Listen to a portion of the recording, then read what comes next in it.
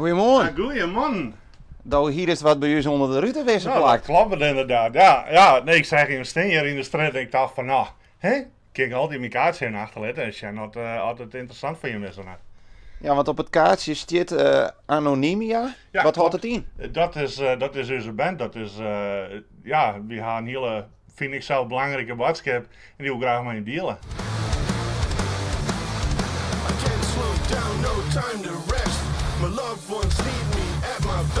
Dus kom verder. Nou, dan komen wij in binnen. Nou, gewoon weer roepen van goeie, wat hing er bij jou op de bank, maar hier is het ook voor. Hoi. Ah, hier zit nog in. Goedemorgen. Goedemorgen. Hoi. Wie staat op een koffie? Ik weer even op een koffie.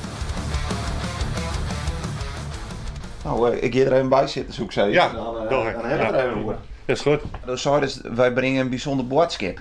Ja, alle teksten die we scrollen met de muziek, dat is al gebaseerd op onze eigen ervaringen die we meemaken in het leven. En dat zijn best wel zware onderwerpen. En we willen zien laten van, nou, als je hem daar terheen gaan, dan ben je er. En wat voor zware onderwerpen ben ik dan correct om te denken? Ja, ik mentaal vooral. Ik zeg maar hoe die feelst. En dat leven net makkelijk is altijd. Dus ja, dat.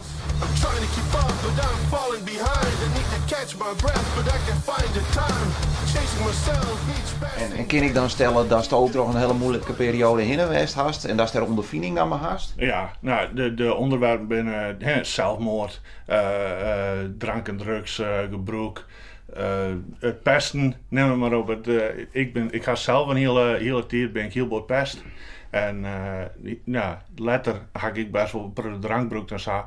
En door het pesten ga ik bezocht zelfmoord te plegen vroeger. Dus dat weer wel heel erg heftig. En ik vind wel mooi nou dat ik mensen helpen kan door onze teksten. Maar dat heeft dus van iets heel negatiefs iets heel positiefs maken. Dat is wel de bedoeling, dat is wel die insteek, ja. Ja. Dat wat er gebeurt, dat het altijd wel uiteindelijk beter gaat. Heel soort succes, man. Ja, Hartstikke dankjewel. mooi, dankjewel. Jij Dankjewel. Mac?